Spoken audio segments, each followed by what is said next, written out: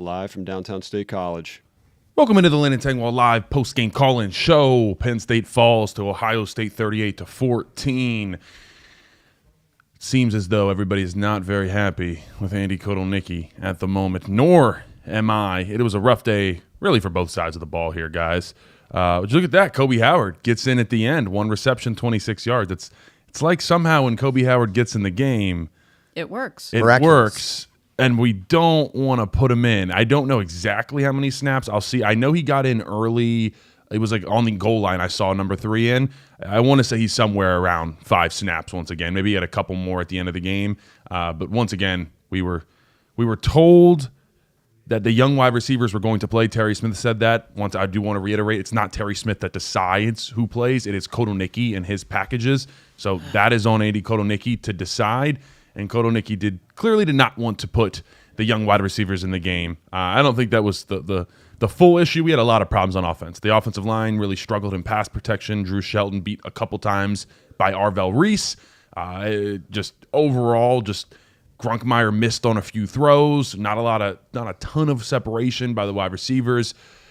There's a lot of problems. There's a lot of problems with this Penn State offense and especially this Penn State defense that was hemorrhaging explosive plays. I believe this Penn State defense actually has only allowed one 40-yard completion on the year, allowed 3 of them today, got absolutely shredded by this Ohio State passing attack. Julian saying 20 for 23, 316, and 4 touchdowns.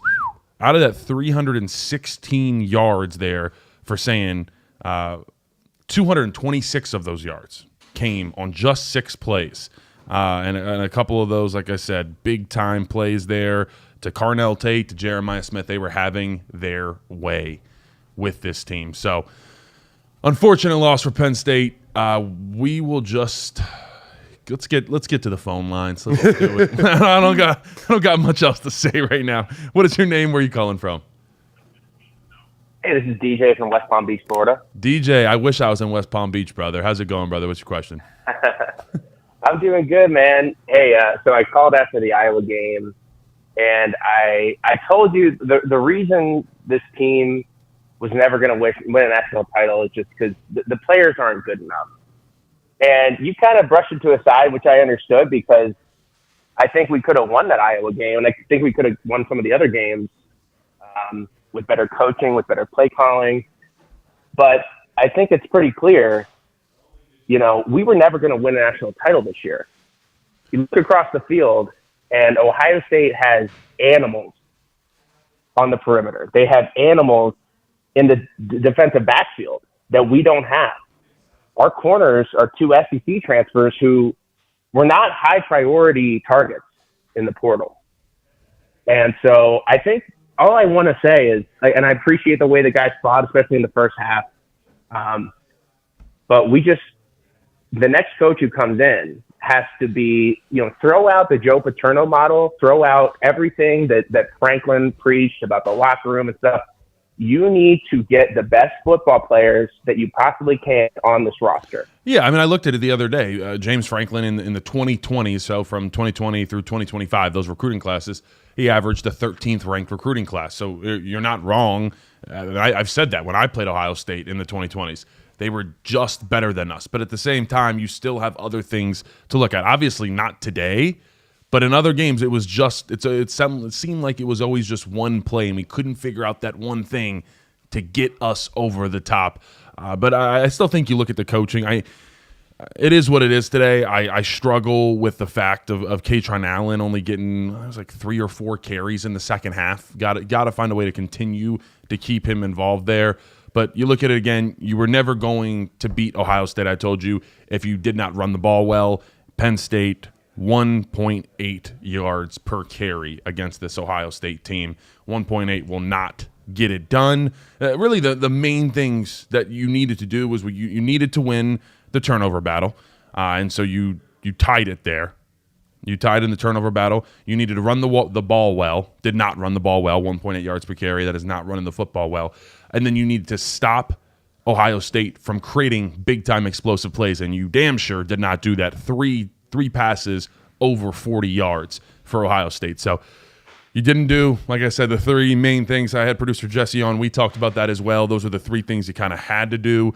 Didn't really succeed in any of those categories. It was close in the first half. You obviously get that turnover by C.J. Donaldson, get some life injected into you, but it was just shown that this team just did not have the horses to get it done, and just, the coaching there was not. It struggled. I don't know why did we wait until the very end to start to stretch it vertically. We started hitting the seams. We started, that pass to Kobe Howard over the middle. It felt like it took to that final drive for Penn State for Ethan Grunkemeyer to finally feel like he can start to stretch it a little bit and start to just unload. I wish we would have just done that from the beginning. It felt like we were playing just nervous pretty much the entire time. And then finally it was like, all right, let's pass the ball down the field.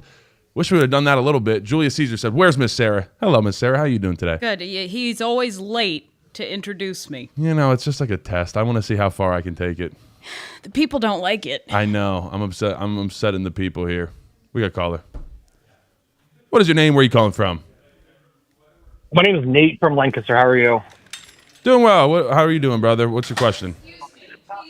Question for you. So the first half, I've noticed, when they install the offense for the median, I feel like they brushed off Paterno's playbook and brought in the first half, but then they completely dumped it in the second half after being successful. How do you feel about that? As well, the defense, they did the same thing. They ran a 4-3, 4-4 heavy monsters, and then they went back to the 4-5-2. Like, why avoid that success and just go to something new? Yeah, brother, I have I have a lot of different questions with that. I mean, look, let's see, where did Ohio State sit at? 5.4 yards per carry. I mean, overall, I thought the run defense actually looked a lot better today for Penn State. Actually, that was the one thing I was until the end there. They had a couple decent explosives. I thought the run game was pretty well. It was just the DBs were just getting absolutely taken to town by two, I will say, first-round talents in Carnell Tate and Jeremiah Smith. But yeah, this defense, I will say this too. I think it's fair to say that you miss Tony Rojas right now. That is an absolute truth there. You're missing some of his tackling. You're missing his ability to kind of play all over the field. Where we sit right now, hard, man. It's hard. Just going to be the same the rest of the season. People need to accept that. if the head coach isn't going to come in and say, maybe we should start these people over the other, or let's try this or let's try that. If the interim head coach isn't going to intervene, then it's just going to be a bunch of the same. Yeah. And I'm at this point, what does it matter if he oversteps the mark on those two? Well, they're awful. I do question. I gotta quit. Terry Smith, you're sitting there early in the game. You come out, great first play. You have that 7 offensive lineman set that's getting you down the field. You get down, it's 3rd and 6. You run the football, and it's like, okay, I guess that's all right. It's 4th and 3 now on the Ohio State 42-yard line. It's like, all right, we're going to pass the ball. We're going to run it. What are we going to do here? We're going to punt it. That instantly was like, I don't like that. I can't reconcile with that one. You got to attack this Ohio State team, the number 1 team at their place. I think that kind of set the tone there. If you can jump out and get a touchdown there, not saying we win this game, but it could be at least a little bit different. As far as that, thank you for the donation. Love the effort. Ohio State is just so much better. Seems obvious Kotonicki's system is really poor. I don't think the talent gap is big, but the way talent is married with the system seems completely broken. Yeah, I have to agree with you. It's just, I think that's a good way to describe where we're at right now. This is just broken. And it's hard for the players to find a way to get back into this and believe it when, like you said, the system is just not there for the players to be able to succeed at the moment. Here we go. We got a caller. What is your name? Where are you calling from? Hey, Landon, this is Brian calling from Los Angeles. Brian, what's your question, my man? Yeah, Sarah and you just kind of touched on what I was going to say, but when you look at the play calling today, particularly on the offensive side of the ball, you got a lot of passes to the sideline that are going for like 2 to 4 yards. They're coming into the game a 3-4 record. They're not trying to throw the ball down the field. They're not playing aggressively. At what point do you look at the offensive coordinator and go, "You're not getting it done, man. You're out of here." Yeah, we're sitting here. What do we have left? So we got Indiana at home. We've got 3 more games left. 4. We got 4. Indiana at home. Then we go to Michigan State. Then we come back. Nebraska, and then we go to Rutgers. It seems I don't think we're making any more changes this year. I don't think Andy Kotelnicki will be back. I don't think much of any of this staff will be back, especially with the new coordinator. There you go, Miss Sarah. The end there. Once again, we're running 4 verts on the 10-yard line. I mean, do you scheme red zone offense at all? Is that even a thing? Because I don't understand how we keep coming back to these horrific red zone options. I don't get that. And then, I think maybe the pass, let's see, the pass to Kobe Howard, how long was it? It was a 26-yard pass there. I believe that was the only attempt over 20 yards by Penn State as far as passing attempt. That's an issue. When you are not stretching a defense deep, if you're not trying to press them vertical, you can't run the football. And so there's a reason why we're sitting at 1.8 yards per carry right now, because we can't pass the ball. That completely reflects on each other. If you are not threatening a team at all vertically, there's nothing else that you can do offensively. Like that is one of the most key things you have to do as an offense, is be able to be explosive. Xander says, thank you for the donation. He said, why didn't AK go with Coach James Franklin? I get not wanting to make a change at one time, but my God. Seriously. Yeah, I mean, I'd be down. Just let, like Ty Howell and Jawan Sider, when they called plays when Yursich left in 2023 when he got fired, I thought that was better. I'd rather just let Ty Howell call plays or something, man. I mean, it really has gotten bad. I thought it was a little bit better, and that 7 offensive lineman package was something we found success in. But just as a whole, you still see Andy Kotelnicki's inability to just call an offense for an entire game. It's just not there. The Liam Clifford quarterback package was maybe one of the most pointless things I've seen. Why? There's just so you many. Want to? Yeah, clearly. I told you there's an itch. God. There's an itch on Kotelnicki's back, and he just can't reach it. That he has to itch to do some type of creative. Just these crazy different plays, and they don't make sense. They are so pointless. There was no reason to do any of that with Liam Clifford. I don't get it. It wasn't like there was a catastrophe that came from any of those plays, but just didn't make any sense. We got a caller. What is your name? Where are you calling from? Created just these crazy different plays, and it just. What is your name? Where are you calling from? It's pointless. There was no. All right, brother. Okay. I appreciate you. He had it on. He was listening. He was. There we go. We got another caller. What is your name? Where are you calling from? Landon, this is Uncle Booze calling from Reading, Connecticut. Oh, Connecticut. Some good pizza up there, my man. What's your question? So, dude, first-time caller, long-time listener. There we go. Love what you guys are doing over there. And I'm just calling because I'm just frustrated, man. I'm frustrated. We got Terry Smith, love the guy. And he's in there doing press conferences saying he's demanding this from Kotelnicki. He wants to get these freshman receivers in during, meaningful opportunities. Not getting that. I mean, I know Terry Smith doesn't have the power to fire Kotelnicki or anything like that, but he has the power to go to Pat Kraft and, argue what he wants coming from there. I just feel like, we got away from everything that was successful in the first half. Katron had 2-3 carries in the second half. It's just ridiculous. Yeah, I'm with you. The not running the ball with Katron Allen, I had an issue with that. And as you said, yeah, Terry Smith said, I think you used the word demanding, or basically said, yeah, we're going to talk to Kotelnicki and we need to pass the ball vertically. And we still didn't do it until the final drive of the game when we were already down, whatever it was, 24 points. All you need to know about Kotelnicki is go watch his press conference from last week.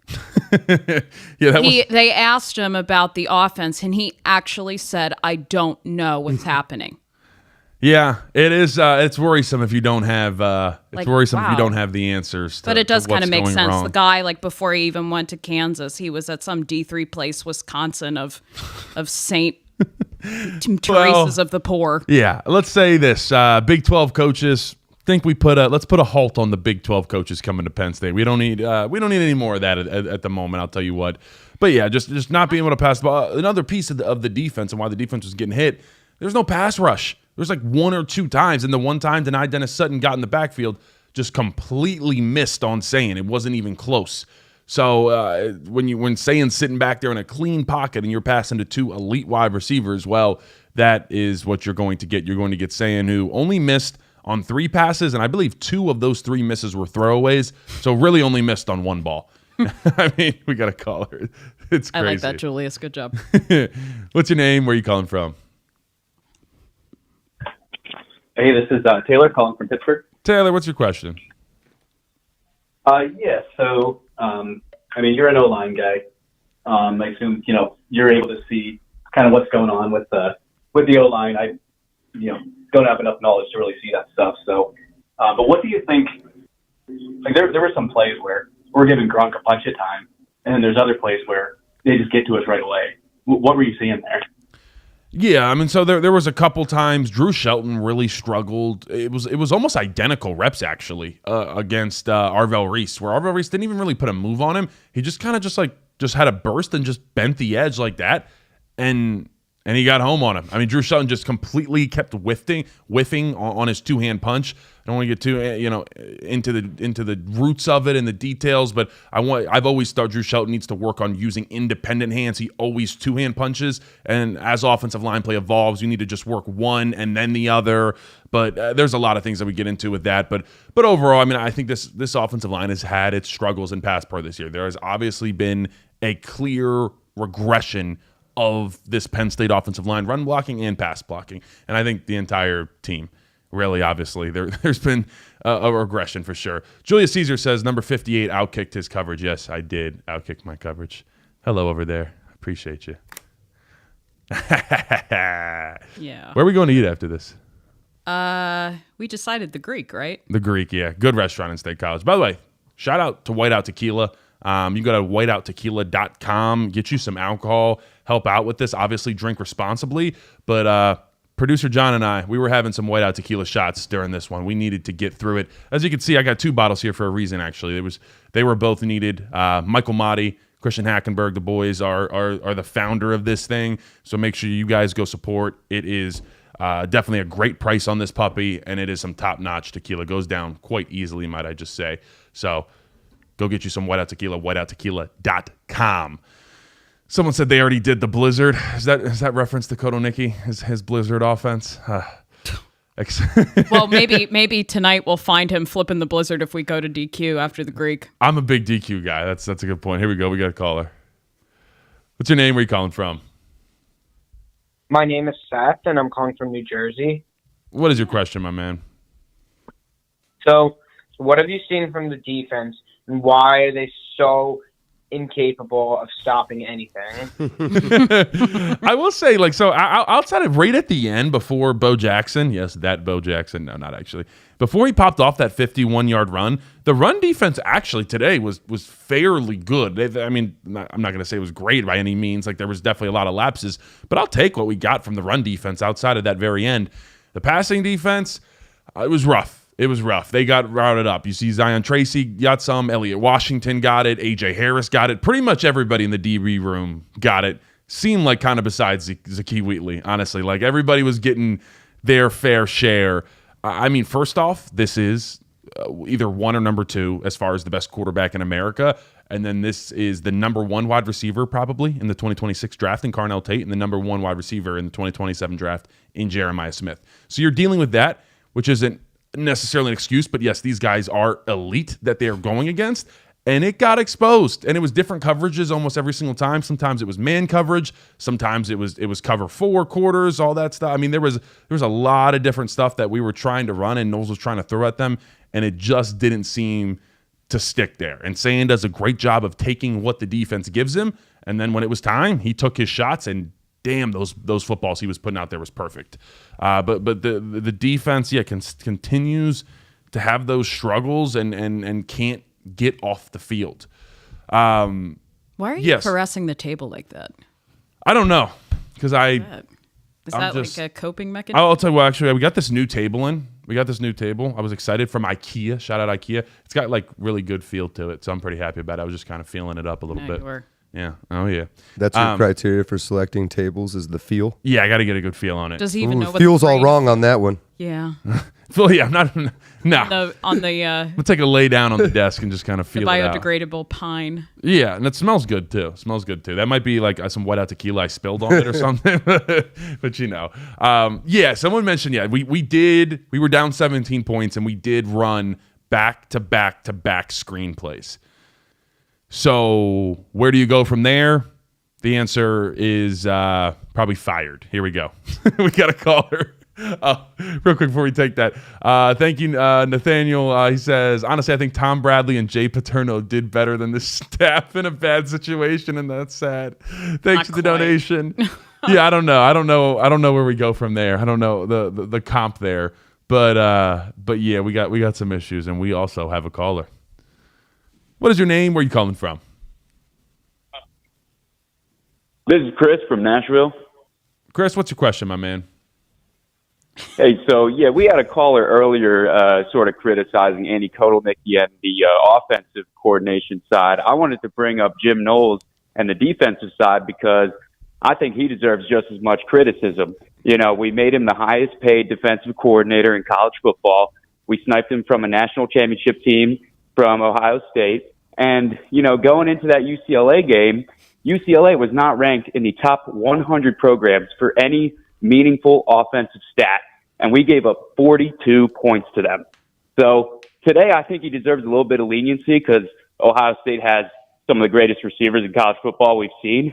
But my question really is, what do you think about Jim Knowles and his future at Penn State, and what does he need to do next week against Indiana, another top 2 team, and one that has a more mobile quarterback with Fernando Mendoza back there?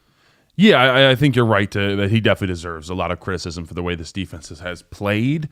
I thought it was better today in terms of playing sound football, which I was a little bit happier with that.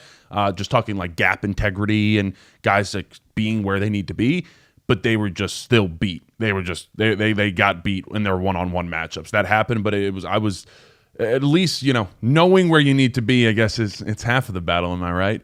But next week, you know, as far as his future, I don't really know. I would say that Knowles is one of the few people that has a real possibility to still be here.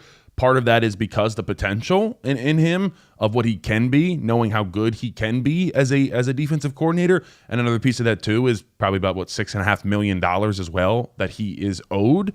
But next week, I mean, you got to come out and you got to find a way for these DBs to get their get back, as the kids say. You got to find a way to not allow these Indiana wide receivers to route you up. Now, you're not going against 2 first-round draft picks next week at wide receiver, so that's the good news for these Penn State DBs. But they still got some talented guys. Elijah Surratt is a very, very good wide receiver, and Mendoza and company, I mean, they have a talented passing game. I don't know. I would say Mendoza and San are neck and neck as far as the best quarterbacks in America, but it's something that they're going to have to fix and fix it quick. But like I said, pretty much everybody in the Penn State secondary got their fair share of some licks today. Steve said in the chat just now their tackling was also not abysmal. Great. Yeah, tackling has been pretty bad as of recent for this Penn State defense. So that's definitely something to work on. You know what? I would love for you and I to just go to practice and just see what the hell is happening. Imagine Sarah and I got to do like a live practice. They'd hate that. No, they wouldn't like that at all. I will say this: Carnell Tate, Jeremiah Smith, 5 receptions and 6 receptions for them. They both averaged over 20 yards per reception. So these guys have 11 receptions between the two of them, average over 20 yards per reception. And I think we threw 1 ball past 20 yards. That is the difference of these two offenses. Brian Hartline, you are up, brother. It's your turn to come on down to Happy Valley and coach up this team. He's probably great. Yeah. Come on, Brian Hartline. This is what you're a part of now. We got a caller. What is your name? Where are you calling from? Hey, this is Xander from Jacksonville, Florida. My man, what is your question? Hey, I wanted to talk about the attempted murder Caleb Downs attempted on Dinkins. What is the definition of targeting? I mean, the man literally thanked Jesus Christ after that and was very surprised that he didn't even get kicked out of the game. Just want to get your definition on targeting. Yeah. We'll give you the official. Targeting is a personal foul penalty for initiating forcible contact against an opponent, most often to the head or neck area. It can involve leading with the helmet's crown or launching into a player, or making forcible contact with the helmet. I definitely thought that he launched. I felt like he hit with his helmet. It wasn't like a clean hit. I thought he should have probably just been tossed out of that game. I think Downs probably thought the same thing, and as you said, that's why it was hit or miss. I think it was hit or miss. I'm not a fan of the fact that people should be ejected at all. I think that's an incredibly stupid rule. Why are you going to not let someone play for almost 3/4 of football just because they were trying to play hard, basically? But yeah, I mean, I don't know. It really could have went either way. But he didn't get full contact. I think he got a little bit. But like I said, I'm in favor of trying not to. He didn't get crown helmet, but he also launched. So, however you want to kind of go about that, but I like when they don't kick people out. I don't think Ohio State needs Caleb Downs next week for Purdue, but I'm happy he's able to play for anybody. I don't really think anybody should get kicked out of the game, but the rules are where they are. So I feel like if it was us, we probably if it was Akee Wheatley's probably out of there. I'll just say that. I know Ohio State fans. I've heard them. Apparently, they think they don't get it good from the refs. Well, then we must live in a completely different universe because the Penn State football just gets destroyed by the refs constantly. What else do we have, guys? I thought it was interesting. Donko, by the way, started at right tackle, was not Rucci, so seems like there is some movement there, playing him a lot there. But overall, I don't know where we go from here, guys. I don't know. We have the season is not salvageable. I don't know. Let me know in the chat. You think we're going to a bowl game? Basically, to go to a bowl game, we have to beat. We have to win 3 out of. Yeah, we got to beat Michigan State, games. Rutgers, and Nebraska to get to a bowl game. Let me know in the chat if you think we'll get there. We got a caller. What is your name? Where are you calling from? Papa J, Red Lion. There he is. What's your question, my man? Well, here we go. Would you consider the defense of Ohio State to be intelligent players? Yes, you would. So I was watching the game with my wife, and my wife knows the basics of football. When she is yelling at the screen, "Why are you running that play?" The Clifford pass, or three times up the middle when you're getting no movement at all, then you start to wonder about the offensive coordinator a bit. And a couple of things I hope never to hear again, or at least not for a while, because it's always been not true. The offensive line is the strength of this team. And we're going to replace these wide receivers with the freshmen. So they did one. And what did he get? 20 yards.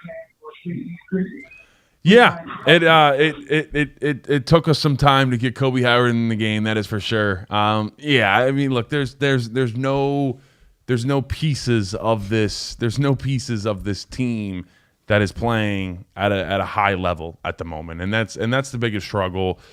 We continue to kind of be hopeful. I think that's our nature, and we've been very good. When you go, and I think that's what's hard for a lot of Penn State fans, when you go from the past 3 seasons winning 10 or more games in all of those, and now we suck. Yeah, we suck right now. It's hard to kind of cope with. It doesn't feel real. I mean, I was a part of the 2021 team, but at least we were 7-6. It wasn't horrific. 6-7. It wasn't horrific, but this is bad. I mean, we're looking.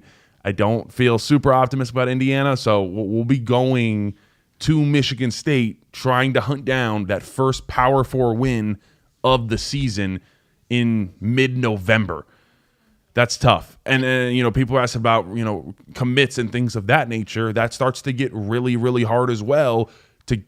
Signing day is December 3rd, guys. So what is it? It's November 1st. It's a month from now. Honestly, do we really want to go to a bowl game? No. I think it would actually be almost I don't want to say it'd be worse to go to a bowl game, but that just kind of extends. It's just like the Steelers fighting for the playoffs, and then they get to the wild card and just crap the bed. Yeah. Well, so what's interesting is if we were to go to a bowl game, what I would question is, would we end up even having the players for the bowl game? I mean, I think if seniors. Oh, yeah, good point. Yeah, because if I'm a senior and this is the season and you're going to whatever it is, there's some bowl game in the Detroit. Pop-Tart Bowl. It's way worse than the Pop. We're past the Pop-Tart Bowl, sweetheart. We're going to the toilet bowl at this point. We're going to the I think it's Game Above Bowl in like Detroit, Michigan. That's what we're going to be playing in. So my question is, a lot of the seniors would probably opt out. You're going to hire a new coach no matter what before that happens. So then everybody can enter the transfer portal if they want. So you're getting a ton of transfer portal guys. Do you even have a team to do that? So I don't try. I don't think it's happening. But you know what? Sorry. Oh no, go ahead. We lost them. Yeah. I think with the way college football is now, it's just not the same anymore, and I don't think it will be ever again. That, if you have the money, these kids have the time. And if they get, a good coaching hire and then a big purse at the end of it too, I think there are going to be a lot of transfers or a lot of commits that go, ooh, hey, like, I don't care. Unfortunately, that's where it is now. Yeah, and you also got guys, and I talked about this, you got guys that are getting paid. I mean, guys got paid on June 30th, on June 29th. Like, that's when most of the money came in this year because they wanted to front load the contracts. So once again, I say you get paid all of your salary in one fell swoop before your season starts for your company. How much work are you putting in? You staying in late? You trying to impress the boss? I don't know. Any more? Someone said any more 409 shots on this year's postgame show? Probably not. We haven't done it since Villanova. We have not had a shot since Villanova. So I don't know. Was like those wins were just those were pity shots too. Yeah. Those were disappointment shots. We got a caller. What's your name? Where are you calling from? Landon, this is Noah from Bedford. How are you today? I'm doing all right, Noah. What's your question, my man? Well, I didn't even get to watch the game. I listened to Steve and Jack on the radio for all of it, and I wanted to break my radio, listen to any cool Nicky call the offense. And then but really I'm calling is there one person or one coach on that team that you keep next year besides Terry Smith? I mean, I just don't know if you could get any worse play caller than Andy Kolnicki. I just don't know if it's possible. Yeah, I don't think Andy Kotelnicki's here next year. I think the majority of coaches are gone, and it's up to whoever the next head coach is. I would love if you do keep Terry Smith around, especially because I think he wants to stay here. And people have said, I don't think Terry Smith wants to go anywhere else. He loves it here in State College. He's been here. When you stay somewhere as a position coach for 11 years, it's not like you're trying to go be a head coach somewhere. I think he just kind of wants to do a couple more years, ride off into the sunset eventually. Other coaches you look around at, I would definitely take a gander at Dan Connor, Ty Howe, as much as everybody's having a down year. So I don't think you can look at a position group just because they're doing bad and say, oh, that coach sucks. We know what Ty Howe has done. You can see it all over. Tyler Warren, Theo Johnson, Brenton Strange, the list goes on and on. I think you try to keep him. I don't know if you can. And then same thing with Dan Connor. I think you look at Dan Connor and you want to keep him around. There's other guys, but I think Poindexter was about to kind of move on anyways to try to get a bigger job as it is, and I think this kind of even helps that continue to further there. We got a caller. What is your name? Where are you calling from? Hey, it's Dan from Center Valley, Pennsylvania. How you doing, Landon? Doing well, brother. What's your question? Oh man, so I just given the performance today, given the performance basically since really the start of the season, I mean, do you think there's any shot that either of these coordinators are welcomed back by whoever the next head coach is, even if it's Terry Smith? And kind of related to that, how many pairs of pants do you think Gus Johnson goes through each game that he broadcasts Ohio State? Because it just seems like every time they get a first down, he's making a mess of that press box up there. I mean, I would rather listen to Notre Dame be broadcast by NBC, to be honest with you. If I want biased announcing, I'll just go there. That's great. Yeah, the world famous Buckeyes, as he calls them. He does get Gus Johnson gets a little excited there. That is for sure. As far as these, no, I don't think you can bring Andy Kotelnicki back. But the question is definitely Jim Knowles for the next person. When you go into this, you're looking at that, and number one, there is the question of the $6.5 million of you have to pay that out if you do let Jim Knowles go. But the other piece, do you trust him to continue to further this thing? Because I think we've all seen he can be a very good coach, but I've said this to the Ohio State fans, to a degree, I think they were right about it takes some time to install this thing. And I know that just from talking to people that are playing and people around, like, yeah, it's too complex. And I think it got a little bit better today. As I said, I think where we got beat, we just got beat. It wasn't that, at least I guess I don't want to say the word enjoyed, but I enjoyed the fact that when we did get beat today on defense, we just lost the one-on-one matchup. It was just that guy beat me and he's better than me. It was not as much whose gap was that or what the hell was that or what play were we even running. It was more just, damn, I just got my butt kicked. Ronald, I took my glasses off because I was just so frustrated. I can't even read these days. There we go. Ronald Snyder, thank you for the donation. He says, do you think hiring a GM will be as important as the coaching staff hires?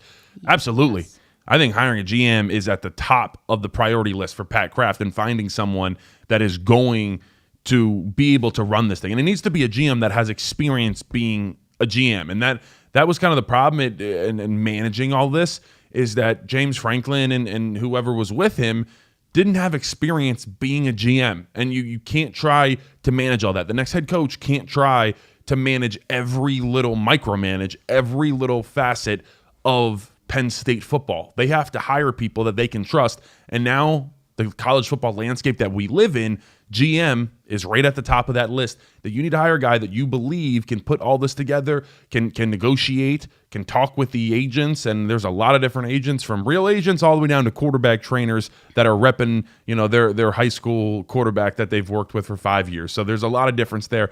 You have to hire a high-level GM. I'm not going to say that's more important than head coach, but that is incredibly important. Noah, thank you for the donation. He said, I have an honest question regarding the spy, Jim Knowles. He has given up this year. Is his concept too complex, or did they just make him look good? Well, there's a couple things. Yes, I do think the Ohio State defense from last year, which is kind of funny looking at this year, they're close. The Ohio State defense last year was incredibly talented. When you have Caleb Downs, who's one of the best players in college football, you had a very good defensive front. You still had Sonny Styles, Arvell Reese. You had a ton of talent for Knowles, and they were in the third year of his defense. So I think there is some of the complexity. And I'll tell you, Ryan Day is an offensive coach. Like, Ryan Day has no true bearing. You could say he influenced a little bit, but he doesn't have a full-on bearing on the defense. He's much more involved with the offense. I know, Larry Johnson was somewhat involved too, but it seemed like there was a mixture of, we're in year 3 of Jim Knowles' defense, and we have one of the best talented defenses in all of college football. And right now, Penn State is struggling as far as the talent goes. You lose Tony Rojas. You're in year 1 of the defense, and it's just not a good time. And I think it's easy to sit here November 1, Penn State hasn't won a Power 4 game, and it's what the heck, or how did we get here? But I do think, looking back, maybe it wasn't the best idea to hire a defensive coordinator that is notorious for his defense taking some time to get going when you are in a 1-year window of we're all in, push the chips into the middle of the table. So, as I said, hindsight is 2020, though at the time, it was, when we went out and got Jim Knowles, it was holy crap. That is an amazing get, and that means you're all in for this 2025 football season. And here we sit, guys, with, once again, November, and we have not beaten a Power 4 team. We got a caller. Oh. What is your name? Where are you calling from? What is your name? Where are you calling from? Hey, Landon. This is James from Colorado, and I'm just wondering, how does Andy Kotelnicki still have a job?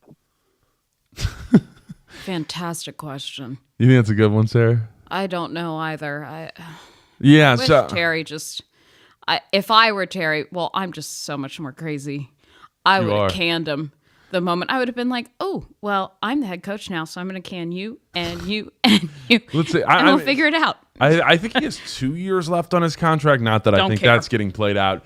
It feels like, to me, there was when we fire Franklin, we're not going to fire anybody else. And I think a piece of that could be, let's see if there's success without Franklin, and then we can say, then you can point at it and say Franklin was the problem, that type of thing.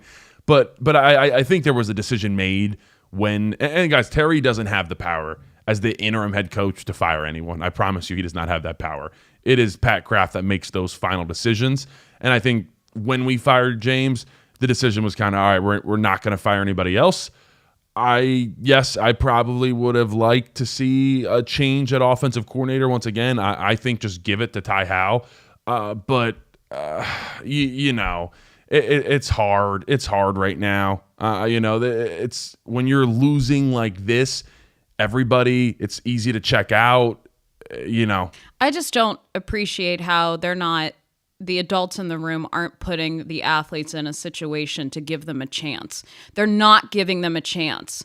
And that's the worst part. Yeah. No, I mean the play calling is not it's not what it needs to be for this team to find success. And as I said, I thought it was a lot better with the defense of that there wasn't, like I said, guys just got beat one-on-one. It wasn't as much of what the hell's going on. Why is that gap not filled? It was just guys getting beat, and Ohio State has better players. Ohio State absolutely just has more talent than Penn State this year. And coming into the year, that was what was hard. Because coming into the year, I said all the things. I thought Penn State has the better offensive line. Penn State has the better quarterback. Penn State has the better defense. None of those things, obviously, are true as we sit here today. And so that's what's kind of hard to reconcile with, that we thought this was finally the year where we have maybe a little bit of the talent gap, and that closed very quickly. And I think when you look at that, I still think it felt true, and I think you have to look at the coaching to a high level. I mean, whoever you want to put that on, it's not there. Your players are not being put in the best position to succeed. And when you get to this point, like I said, as a player, I'll just take you in. Like, it's easy to check out to a degree and be like, well, the season's over. And it's even harder. Think about how hard it is right now for these coaches and these players of not knowing that you're going to be here in 4 to 5 weeks, majority of them almost knowing that you're probably not. And it's like, all right, well, I'm busy trying to pack up the house. I'm busy trying to figure out how to get my kids out of the school. I'm trying to figure all that. Like, so to be locked in right now, because like even in 2021, when I was on the team, it was like, yeah, we're having a crap year. We're the number 4 team in the nation and we lost. It was still like, all right, we got things to look ahead to. We're going to be pretty good next year. I'm going to try my butt off the rest of this year because I got an opportunity to maybe play and start, the following year. So I got something to prove. For the most part, none of these players are probably playing for any of these coaches next year. So, like, you're putting stuff on tape for NFL teams or whatever team you're playing for next, or if you're staying here at Penn State, the coach that comes in next. But it's hard. It's hard. It's you're going through a lot of unknown. Someone said, so glad Terry said we'd use Howard and Denmark more for them to hardly play. And yeah, I just want to reiterate once again, it is the coordinators that decide that. So that is Kotelnicki that decides that. That is not on Terry Smith. Kotelnicki decides the packages that are going to be out on the field, and obviously they were not a part of that. And maybe there should be oversight on that.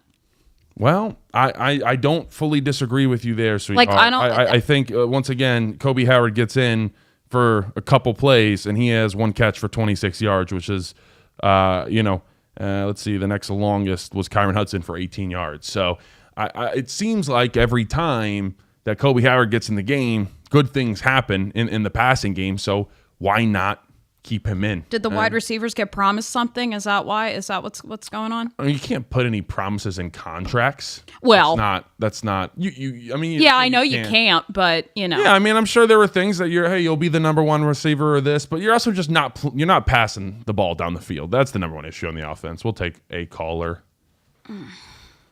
What is your name? Where are you calling from? What is your name? Where are you calling from? Yeah, I know you can't. Oh, hello. What is your name? Where are you calling from? Tony. I'm calling from Altoona, PA. My man, what is your question? Well, I was just wondering, I was actually encouraged to hear that we're going to be hiring a GM. And I didn't want to ask you about what kind of a coach Penn State might want to hire. When Frank, a football CEO, Bill O'Brien had just been here.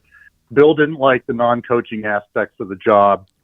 So they wanted somebody who could sort of rebuild all that stuff. So hiring James Franklin made a lot of sense, and it worked for a while. But I think this year the model collapsed. So what kind of person do you think, what kind of a coach do you see I mean, would it be worth getting someone who's more along the lines of a Bill O'Brien type, just a coach, and like an offensive genius coach, in terms of someone who can do all the other ancillary things that the football coach is associated with? Yeah, I mean, I think you see the prototype that you want now. And I've said that a couple times. I said in the pregame show, you want the Dan Lanning, the Ryan Day, the Marcus Freeman, the young guy who was fiery, who can recruit at a high level, that understands this. This is a young man's coaching game at this point, at this day and age of college football. So I don't know if you want to go get, and he's already said he's up, but I don't think you want to rehash an Urban Meyer, a Nick Saban, a Bill O'Brien. I think those guys are kind of, it's run its course. And that's why, as I've watched it more and more, I still feel like it's a little too soon, I guess you could say, for Brian Hartline to assume a job like Penn State, really, when he is still in year one of actually being an offensive coordinator. He hasn't even completed a full year. But it's like where we sit, we got to go with someone. This was not an ideal time to need a head coach and have that opening, but here we sit, and so I look around and it's like, why not? Why not go with Brian Hartline at this point? I think if you can get a Drinkowitz, or if you can get a Jeff Brom is a straight up ball coach, doesn't do as much of the recruiting or butt kissing or anything like that. It is just, I'm going to coach a team and I'm going to freaking win. I'm cool with going that route, but I think that's, you got to find a ball coach, and then hire the GMs, hire the other people that you need to take care of the other stuff. But we need to have a ball coach as this next guy, not a CEO, kind of as you said there. Alan said, how did everyone miss on the preseason predictions? I think it's a good question. I think I think there was the natural assumption that when you have a team that goes to the Final Four and you return virtually everybody, I realize when I say virtually everybody, that is minus 2 first-round draft picks for that were on this team. And a good running back coach. And Jawan Sider, I think, was a lot more important to this team than people realize, not only just like football and coaching-wise, but also just the glue of the locker room-wise.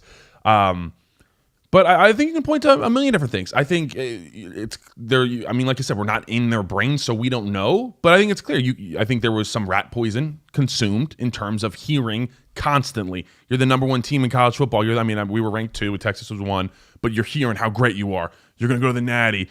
You get paid pretty much all your money before July 1st, because once again, I've talked about this, the contracts were front loaded because, and that was across college football. This is not just unique to Penn State. So that's why it's also, it's hard for me to say, I can say this and someone's rebuttal can be, then why didn't that happen to Ohio State? And I can say, yeah, that's a great point, but it's just, it's just the truth. So you can question those things. Did everybody get full? Did their bellies get full? And they say, maybe I don't got to go do that extra film study or go get that extra work in. I'm not saying that goes for everybody. I'm not saying there was no one that's doing extra work, but it didn't feel like there was a hunger.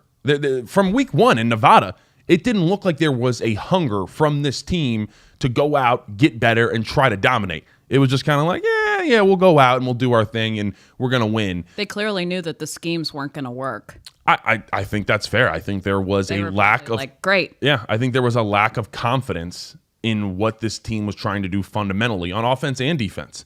And that's hard because the offense started to hum by the end. So you have all of those factors. Blizzard says talent evaluation was off. I mean, there were certain things that I felt like were overhyped. I would talk about it all offseason long. I always said I didn't think we had a drop off at defensive end. We don't have an elite defensive end that has elite, not even just like measurements, but just, the ability, the burst, the bend. I think we actually do. His name's Chaz Coleman, but he has not been playing as much, and he's also a true freshman. So you don't have those things. Obviously you lose Tony Rojas. Those things start to stack and stack and stack. And then once again, we're not in the locker room, but specifically on offense, it felt like there was a lack of leadership and I think you can fairly say that because there were times where this offense was just down and there was no one picking it up. There was no one saying, hey, come on, guys screaming, guys getting in guys' faces, hyping them up. That just wasn't there. So I think all of that combined leads us to where we are. Do you think that the offense not, the captain's not stepping up to the plate in terms of leadership, because that's what the body language looks like. Do you think that's because a lot of them really aren't high draft picks. Well, I mean, I don't think that necessarily has to do with that. Their performances. I don't know if there was like a lack of belief in the team. Like I said, we can't go inside of their mind. We don't know. But, it looked like there was a lack of belief of maybe they just decide, I don't know, maybe at camp they were like, this is too crazy. What the hell are we running? Whatever, we got paid. I don't know. Because that's what it looks like. I mean, I don't think we can't point to it. Wasn't one thing. I think that's for certain. Oh, I know, not but just one thing. But once again, it was Andrew said in the chat. We ran in the best country in the team today, or the best team in the country today. Yes, you are correct about that. Earl, thank you for the donation. He said, "What % chance do you put on Chaz, Kobe, etc. staying next year?" Yeah, I would say those are two of the most important people. I'd add Tony Rojas into that of the people that Penn State has to retain.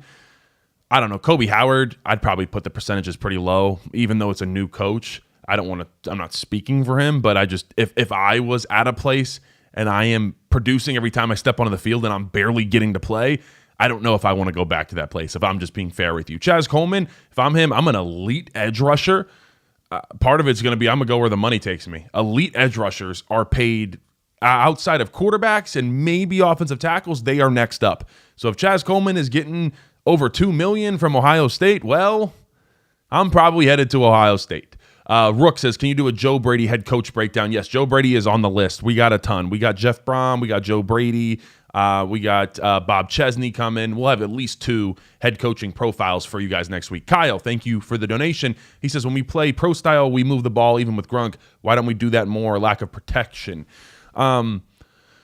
Yeah, like I said, I mean, there's definitely, I keep saying there's like an itch for Kotelnicki that he wants to get in this creative, very, I'm not saying that RPO is not a pro-style offense because it can be, but yeah, I think it's fair to say to stay away from the trickery. I mean, find me some trickery that has worked for Penn State this year. I think few and far between of the amount of plays that we've run that I would categorize under trickery has actually been truly positive. So I don't know why we keep doing it. Definition of insanity.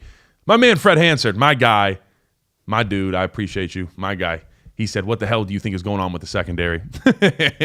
I mean, today part of it was like, well, I said earlier, we were just going against 2 of the best wide receivers in the country, just 2 first-round draft picks, one this year, one next year, in Jeremiah Smith and Carnell Tate. And we got beat. And it was different every time. It was man coverage. It was cover 4 quarters. It was you take your pick. And it was just one of those days. Zakee Wheatley jumps up, bats the ball up. We got 2 guys in the vicinity. And Jeremiah Smith comes down, catches it, and then finds his way into the end zone for a touchdown.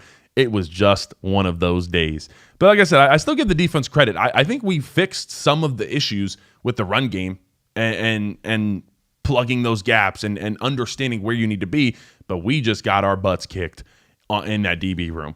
For the most part, I obviously got to watch the tape. I think Zakee Wheatley continues to have good days, though. I always want to give him credit. He has been playing some good football this year, and I think he deserves that shout-out. Noah, thank you for the donation. He says, if you had to pick a head coach right now just to coach, who would you pick? That's realistically. I said my two are Jeff Brom and Brian Hartline. Those are my 2. I don't think Brent Key's going to come here. I think we're going to talk to him. We're also going to do a head coaching profile on him. I'm not sold that he would come here, but those are my 2. I think Jeff Brom is a football coach. He is a winner. He does more with less. And then I've said it enough. Brian Hartline, I think, is the same trajectory as Dan Lanning and all those guys.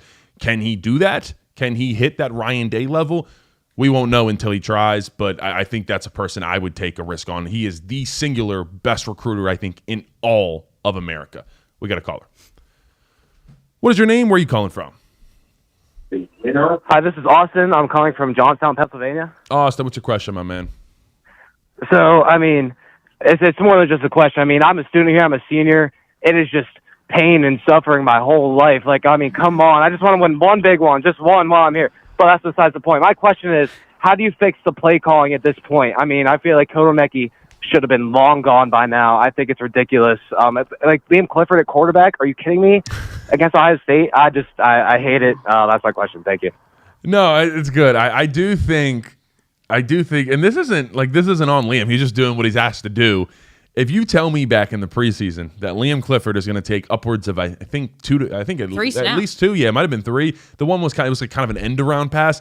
But if he's taking 2 to 3 snaps at quarterback against Ohio State, I would probably want to smack you right across the face if you tell me that. I would say, shut your mouth. Don't you dare say that again. Just like Avery at the Philly Inquirer asked. Yeah, you know what? Hang it up with play calling. Avery Hill, my man, asked Kotonicki if he was going to hang up the play calling duties, and Kotonicki kind of scoffed at it. That was awesome. Well, here we sit after this, and I still ask those questions. And the worst part is you see it on the final drive. It was so cool to see Grunk step back and look down the field and fire some seam routes or that deep into Kobe Howard, that deep dig. But it's where was that the first 3.5 quarters? Why did it take that long? Why did it take for us to be down by whatever it was, 24 points, for us to finally do that? Because people in the booth are dopes. That's your answer, ladies and gentlemen. There you go. You can always count on Miss Sarah to keep it honest. Nick said, Landon, do you hear Gus Johnson say that Brian Kelly would be a great fit at Penn State? What? All right, Gus Johnson. That trout mouth? No way. You're done. If Brian Kelly, I've said this, if Brian Kelly was hired at Penn State, I would lead an absolute revolt. I would lead a riot down College Ave. We're starting downtown Studio Center. Come find me here. And we're going all the way around. We're lighting pitchforks. Are you going to AAB? Oh, yeah, we're going Athletic everywhere. Admin Building. Yeah, we're going everywhere. If Brian Kelly got hired, and we're taking that thing right to Lash, and we're watching Brian Kelly as he walks in. No, that'll never happen. We will not hire Brian Kelly, guys. I don't think so. Do not worry. That will not happen. Brian Kelly is Where headed. will he go anyway? His demise is here. Tahiti? He'll go to like Oklahoma State that's in shambles. Someone like that will hire Brian Kelly, but it's not good for him. Oh gosh. Yeah, I mean, someone's where do we go from here offensively? That's kind of my struggle right now. There's nowhere really to go. We just have to, I guess, keep showing up here every week. Yeah, we're gonna keep showing doing up. our show. Yeah, and that's it. Oh! Was that Brian Kelly? Who's back there? May or may not be producer John that snuck out, but maybe one too many beers for producer John. He put on the gorilla mask, and now he's running loose in the studio. We gotta contain him a little bit. I'll tell you what. Someone said Gus Johnson hates PSU. I don't know. Probably. I'm not gonna. A lot of people hate Penn State. Someone said Busch Light. Come on. Desperate times. I think that was my Busch Light. No, it's not. It's my own. Oh, okay. It is desperate times. We're doing Yours was warm. I'm also, here we go, double fisting 2 bottles of whiteout tequila. Make sure you guys check out whiteouttequila.com. Get you guys a bottle. It is inexpensive and some of the best tequila you will taste, and also created by 2 Penn State legends, Michael Motti, Christian Hackenberg. The guys, make sure you guys support them, whiteouttequila.com. Noah, thanks for the donation. I think we had the Gus Johnson curse in the Big New games. We haven't won a ranked Big New games besides Wisconsin 2021. Oh. Wow. That's a good statistic there. Really good statistic. Good stuff. Someone said blackout tequila. Basically, might as well. It's going to be blackout tequila tonight because, man, I'll tell you, drink responsibly, though. I'll put that out there. Ladies and gentlemen, I appreciate you guys tuning in to this one. We will be back tomorrow. I will have the post-game show. We'll dive into this. I'll tell you what happened. Where did Penn State go wrong? Where did Ohio State find ways to win? And we'll go from there. And then Monday, we will have the film breakdown over on the For the Blog YouTube channel. And then we will get back and we'll do another call-in show on Monday night, 7:30 p.m. We will be back. We did miss last week, but don't worry. We're going to be back, and we'll be talking this game. We'll look ahead a little bit to Indiana, and we will surely be talking some head coaching searches. You guys can be on the lookout for, like I said, we're going to do 2 of them. Let me know who you want. I'm thinking Brent Key is going to be one of them because I'm interested. I want to do the research on him. And then don't worry, we'll do Chesney from JMU. He'll be coming up. We're going to do Jeff Brom. We're going to do a Joe Brady. We will have all of that. And once again, yes, free Kobe Howard. I need more snaps. I'm going to tweet out as soon as PFF puts it out. I'm going to look how many snaps Kobe Howard had. My guess is it's 5 to 7, somewhere in that range. Didn't say 6, 7 on purpose, producer Steve. Thank you. Appreciate you guys tuning in. Once again, go get you a bottle of Whiteout Tequila, whiteouttequila.com. Thank you for sponsoring the show. Appreciate you guys. Like, comment, subscribe. Peace.